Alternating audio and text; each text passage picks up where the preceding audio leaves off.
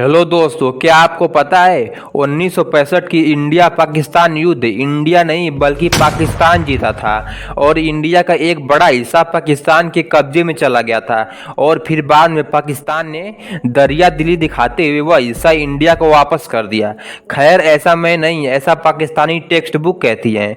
और यही नहीं, पाकिस्तानी स्कूल में छोटे छोटे बच्चों को जो हिंदुओं और सिखों के बारे में पहली चीज़ सिखाई जाती है वो ये है कि हिंदू और सिख इंसानियत के दुश्मन होते हैं। तो हेलो दोस्तों, मैं हूँ अंकित। इस वीडियो में हम जानेंगे कि पाकिस्तानी स्कूल में हिंदुओं के बारे में क्या सिखाया जाता है और उनके टेक्स्ट बुक में हिंदुओं के बारे में क्या लिखा है, और जानेंगे कि किस तरह वहाँ के छोटे छोटे बच्चों की मेंटेलिटी को मैनिपुलेट किया जाता है और हिंदुओं के खिलाफ भड़काया जाता है। इनको रहने नहीं देना चाहिए। जब तक मुसलमान नहीं बनेगा तब तक इधर न रहने दे। अच्छा, मतलब यहाँ के जो हिंदू हैं उनको इस्लाम कबूल करवाना चाहिए। जी, वो पूजा करते हैं और वो पूजा करना बुरी बात है। हम नमाज पढ़ते हैं, नमाज करना अच्छी बात है। क्योंकि पाकिस्तान के खेतों में तो आतंकवाद पैदा नहीं होता, यही बच्चे हैं जिनको ये सब सिखाया जाता है और आगे चल के आतंकवादी बन जाते हैं।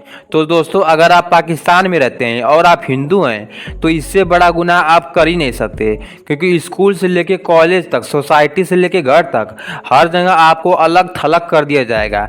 और चाहे आपका दोस्त हो या फिर टीचर, आपसे एक ही बात कहेगा, तुम अपना धर्म परिवर्तन क्यों नहीं कर लेते। और कई बार तो आपको धर्म परिवर्तन करवाने पर मजबूर भी किया जाता है। वहाँ पहले तो पाकिस्तानी हिंदू गर्ल्स को किडनैप किया जाता है और फिर बाद में इनको इस्लामिक कन्वर्जन का सामना करना पड़ता है।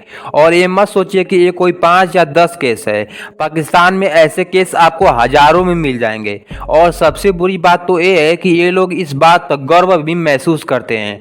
और यहाँ क्वेश्चन ये उठता है कि आखिर ऐसी मेंटेलिटी पैदा कहाँ से होती है। जाहिर सी बात है, उनकी शिक्षा से। एक रिपोर्ट के मुताबिक पाकिस्तान में हर साल लगभग 1000 हिंदू गर्ल्स को किडनैप कर लिया जाता है और फिर उन्हें इस्लामिक कन्वर्जन का सामना करना पड़ता है।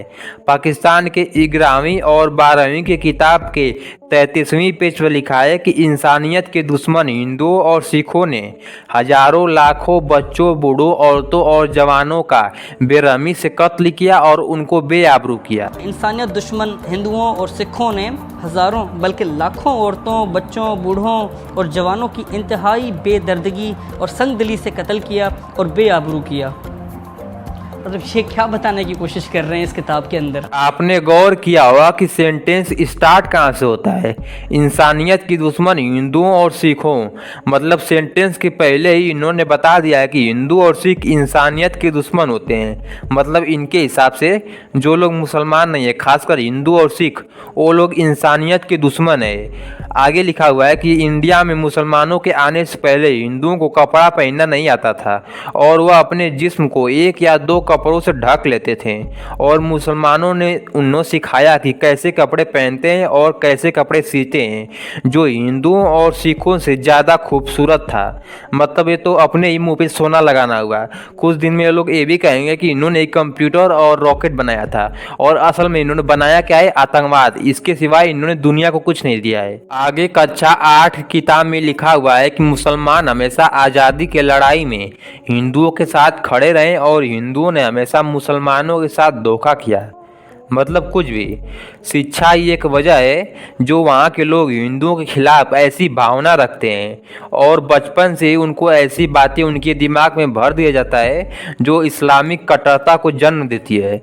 और कभी कभी तो ऐसा होता है कि जब ये बातें स्कूल में बताई जा रही होती हैं तो सारे बच्चे मुड़ के उस बच्चे की तरफ देखते हैं जो हिंदू होता है। मतलब इन लोगों ने हर चीज़ अपने किताबों में बिल्कुल उलट के लिख दिया है।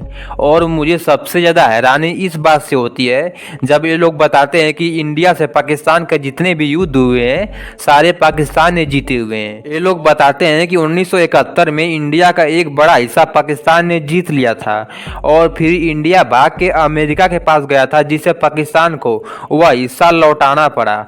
और देखा जाए तो यह असल में बिल्कुल इसका उल्टा हुआ था। इंडिया नहीं बल्कि पाकिस्तान भाग के गया था अमेरिका के पास। मतलब शर्म नहीं आई लिखने में। अब कैसे हारोगे यार, तुम्हारे पाकिस्तान के 2 टुकड़े कर दिए, पाकिस्तान और बांग्लादेश। तुम्हारे 93,000 सैनिकों को सरेंडर करवा दिया।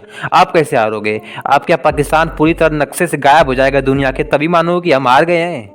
तो आज के लिए बस इतना ही। उम्मीद करता हूँ कि इस वीडियो से आपको